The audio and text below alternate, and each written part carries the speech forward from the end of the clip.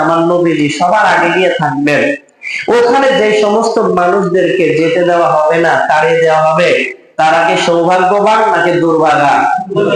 তারা সৌভাগ্যবান না দুর্ভাগা? তারা দুর্ভাগা। আল্লাহর রাসূল বলে যে কোন উট যখন হারায় গেছে, সে পানি পান করার জন্য বিভিন্ন জায়গায় যায়, কিন্তু ওই মালিক তো তার না, সে তো উটটাকে পানি পান করাইতে চায় না। তাদেরকে যেমন ভাবে দূরে সরায় দেওয়া হয়, কিছু মানুষ হাউজে কাউসারের কাছে আসতে চাবে, কিন্তু তাদেরকে আমার কাছে আসতে দেওয়া হবে না। আল্লাহ রাসূল বলেন, আমি তখন বলবো, আলা হালুম্মা, এই তোমরা আসো। আল্লাহ রাসূল কি বলবেন? এই তোমরা আসো। ইউকালু ইন্নাহুম কদ বাদদালু বা'দাকা। আল্লাহ রাসূল যখন বলবেন এই তোমরা আসো, ফেরেশতারা বলবে, ইয়া রাসূলুল্লাহ, এই সমস্ত লোক যাদেরকে তাড়ায় দেওয়া হচ্ছে, যে সমস্ত মানুষদেরকে আপনার কাছে যেতে দেওয়া হচ্ছে না নবীজি, এই সমস্ত মানুষেরা আপনি যে দিন ইসলাম রেখে এসেছে সেখানে তারা সংযোজন করেছে, পরিবর্তন করেছে। ইয়া রাসূলুল্লাহ, এই জন্য মানুষগুলোকে আপনার কাছে যেতে দেওয়া হচ্ছে না। আলহামদুলিল্লাহ। কি সংযোজন করেছে? বয়ানের শুরুতে স্বীকার দিচ্ছেন কি? ইসলাম পরিপূর্ণ জীবন ব্যবস্থা বলছেন। সবাই বলেন বলছেন। এটাও কি বলছেন যে আল্লাহর রাসূল কোনো কিছু গোপন রেখে, লুকায়িত রেখে দুনিয়া থেকে যান নাই বলছেন? তাহলে এই স্বীকৃতি দেওয়ার পরে, ইসলামকে পরিপূর্ণ জীবন বিধান মানার পরে, আল্লাহর রাসূল তার দায়িত্ব পালন করেছেন, এটা মানার পরে দিনের ভিতরে আবার কেন সওয়াবের আশায় নতুন সংযোজন? কথা বুঝাইতে পারছি আমি? দিনের মধ্যে কেন নতুন সংযোজন? আপনি বলবেন, যুক্তি দিবেন, কাজটা তো ভালো, সওয়াব হইলে হইতেও পারে, যেগুলা সওয়াব হয় গ্যারান্টি দিয়ে বলে সেইগুলা না করে আপনি কিসের জন্য নতুন সংযোজন করতে যান? আমার কথা বুঝছেন? বুঝতে পারছেন? রাগ হয়, খারাপ লাগে? আমার কথা বুঝে, যেহেতু প্রথমেই আপনি স্বীকৃতি দিলেন, তাহলে পরবর্তীতে আমার এমন কাজ কেন করতে যাব যে সওয়াব হইলে হইতেও পারে, ভালোই তো দেখা যায়? এই কথা কেন? এই যুক্তি তো চলে না। চলে? ওই দুই কথা স্বীকৃতি দেওয়ার পরে এই কথা বলার আর কোন সুযোগ কিন্তু থাকে না। থাকে? আল্লাহ রাসূলকে যখন বলবে, ইয়া রাসূলুল্লাহ, এই সমস্ত মানুষগুলো তো ওরা, আপনি আসার পরে আপনার দিনের ভিতরে নতুন কিছু ঢুকাইছে, সংশোধন করেছে, ইসলামের বিধানগুলো পরিবর্তন করছে। আল্লাহ রাসূল বললেন, সুহকান সুহকান, এই তোরা সব দূরে সরে যা। বলেন নাউযুবিল্লাহ। এই দলের ভিতরে থাকলে আমরা সৌভাগা নাকি হতভাগা? জোরে বলেন সবাই। সবাই বলেন নাই? এই দলে থাকলে আমরা হতভাগা নাকি সৌভাগা? হতভাগা। এখন মনে থাকবে, কিন্তু মসজিদ থেকে বের হয়ে যাওয়ার পরে আর মনে থাকবে না। এই অবস্থা থেকেও বের হয়ে আসবেন, মনে রাখবেন কি বললাম, কি শুনলেন, এটা মনে রাখবেন। একটা উদাহরণ দেই। অনেক সময় দেখা যায় বাড়ির মুরব্বী দীর্ঘদিন যাবৎ বিছানায় পড়া, এমন সংবাদ কখনো পেয়েছেন? ছেলে প্রতিষ্ঠিত, 4 ছেলে সব প্রতিষ্ঠিত, 3 জন ছেলে সবাই প্রতিষ্ঠিত, আত্মীয় স্বজন প্রতিষ্ঠিত, কিন্তু বিছানায় পড়া ওই রোগীর খবর নেয়ার মতো লোক থাকে না। ঠিক না? শুনছেন কখনো এমন? বিছানায় পড়ে আছে, তার চিকিৎসার ব্যবস্থা করা হচ্ছে না, আছে এমন? খবর পেয়েছেন এমন? বিছানায় পড়ে কাতরাচ্ছে, এক গ্লাস পানি দাও, পানি দেওয়ার লোক অনেক বাড়িতে থাকে না। কারণ কোন কোন মুরব্বীর মৃত্যুর আগে এমন অবস্থা হয়ে যায়, শরীর যে দুর্গন্ধ পর্যন্ত বের হয়, বিছানা পর্যন্ত নষ্ট করে, কাপড় চোপড় নষ্ট করে। ওই লোকের খেদমতের লোক নাই, পানি দেওয়ার লোক নাই। মারা যাবে কিছুদিন পরে, যখন তখন এটাও বুঝে ডাক্তারের কাছে নেওয়ার লোক নাই, হাসপাতালে নেওয়ার লোক নাই, চিকিৎসা ব্যবস্থা করার লোক নাই, ওই মানুষের ময়লা পরিষ্কার করার লোক নাই। কিন্তু ওই লোকটা যখন মারা গেছে, 3 দিনের দিনে, 7 দিনের দিনে, 40 নাম্বার দিনের দিনে প্রতি বছর 100 মানুষ খাওয়ানোর ব্যবস্থা কেমনে হয়? বুঝছেন আমার কথা? সব দরিদ্র, সব গরিব, সব দেশকে তার চিকিৎসা করানোর বেলায় তাকে হাসপাতালে নেওয়ানোর বেলায়, তাকে যত্ন করার বেলায় একটা মানুষ থাকে না। কিন্তু যেই মৃত্যুবরণ করছে তখন 100 জনকে খাওয়ায় 3 দিনের দিন, 7 দিনের দিন, 40 দিনের দিন, প্রতি বছরে একবার। এই টাকা পয়সা কোথা থেকে আসে? রাগ করতেছেন? আমার কথা কি বুঝছেন? আচ্ছা, ওই মানুষটা মারা গেছে, তার চিকিৎসার ব্যবস্থা করেন নাই, হাসপাতালে নেওয়ার চেষ্টা করেন নাই, ওষুধপত্রের ব্যবস্থা করেন নাই, তার ময়লা পরিষ্কার করার ব্যবস্থা করেন নাই, তার একটা চাহিদা আপনি পূরণ করার চেষ্টা করেন নাই, কিছু খাইতে চাইছে আপনি দেন নাই।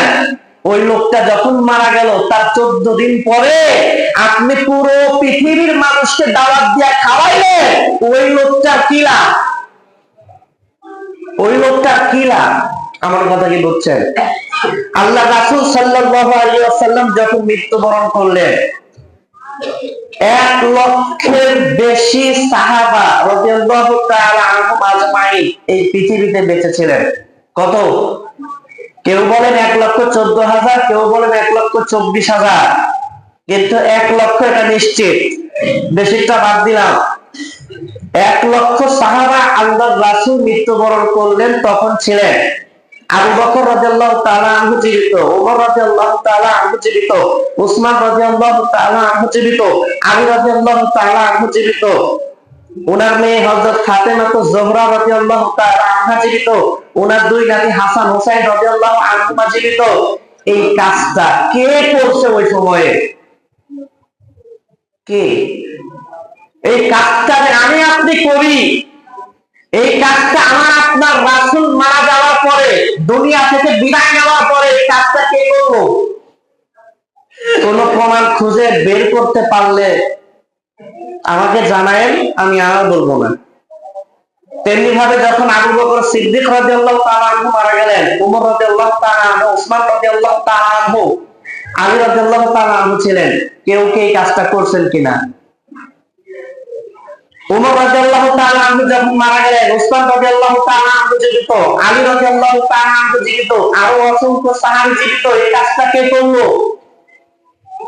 উসমান রাদিয়াল্লাহু তাআলা আনহু যখন মারা গেলেন, আলী রাদিয়াল্লাহু তাআলা আনহু জীবিত, মুআবিয়া রাদিয়াল্লাহু তাআলা আনহু জীবিত, সুফিয়ান রাদিয়াল্লাহু তাআলা আনহু জীবিত। এই কাজটা কে করলেন?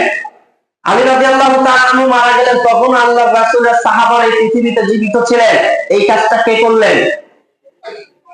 আল্লাহর রাসূল এই পৃথিবী থেকে চলে যাওয়ার পর খুব সম্ভব 100 বছর পরে সর্বশেষ সাহাবী এই দুনিয়া থেকে বিদায় নিয়েছেন। কে করলো এই কাজটা? আবু হুরায়রা রাদিয়াল্লাহু তাআলা আনহু 5374টা হাদিস বর্ণনা করেছেন। এগুলোর বর্ণনা তিনি পেলেন না। আব্দুল্লাহ ইবনে ওমর রাদিয়াল্লাহু তাআলা আনহু 2630টা হাদিস বর্ণনা করেছেন, তিনি এই খবর জানলেন না। আনাস ইবনে মালিক রাদিয়াল্লাহু তাআলা আনহু 2286টা হাদিস বর্ণনা করেছেন, তিনিও এই খবর পেলেন না। এত সাহাবের কাজ জানলেন না। আম্মা জান হযরত আয়েশা রাদিয়াল্লাহু তাআলা আনহা 2210টা হাদিস বর্ণনা করেছেন। যত সাহাবী হাদিস বর্ণনা করেছেন আল্লাহর রাসূলকে উনি সবচেয়ে বেশি কাছে পাইছেন, উনিও জানলেন না এটা করতে হবে।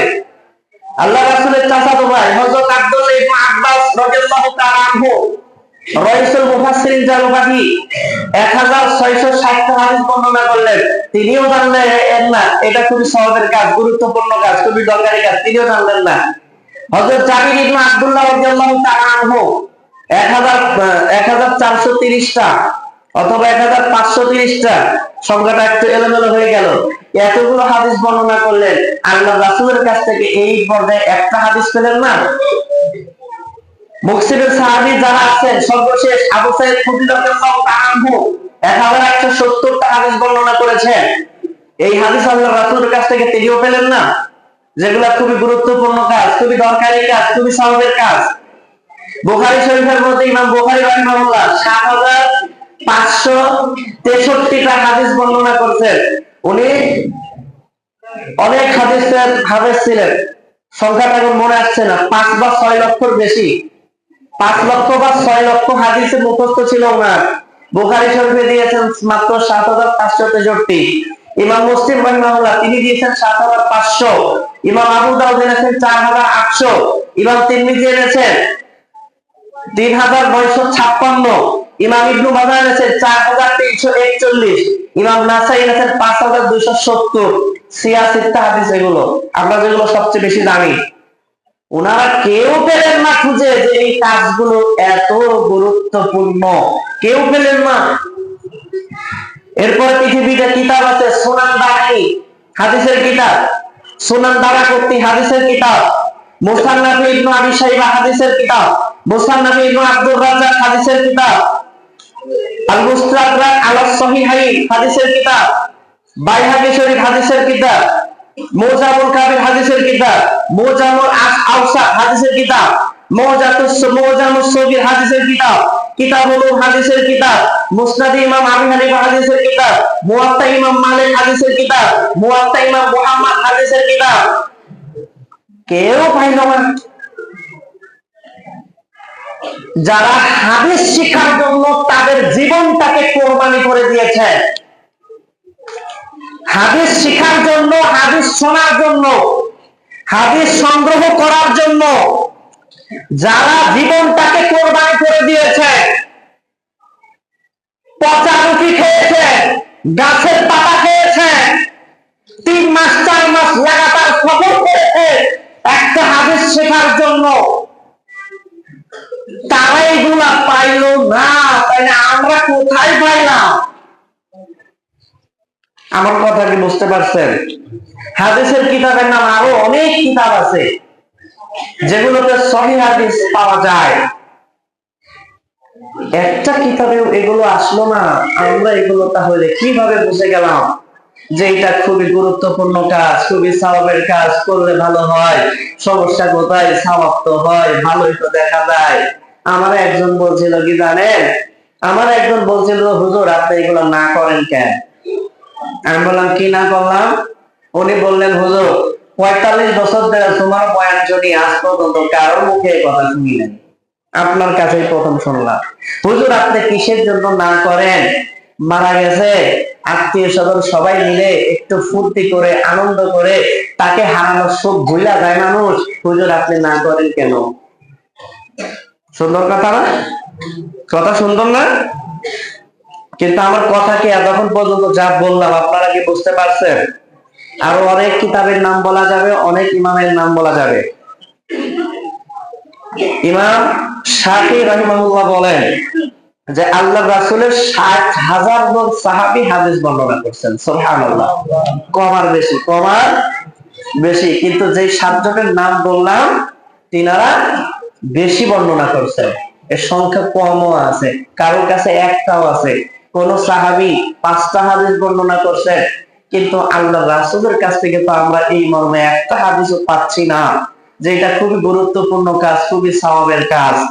যদি আমরা না পাই সেই কাজটা করা যাবে? জোরে বলেন, করা যাবে? পারলাম না, তাহলে যদি না পাই এগুলোকে ছাড়তে হবে। পারবেন না ইনশাআল্লাহ?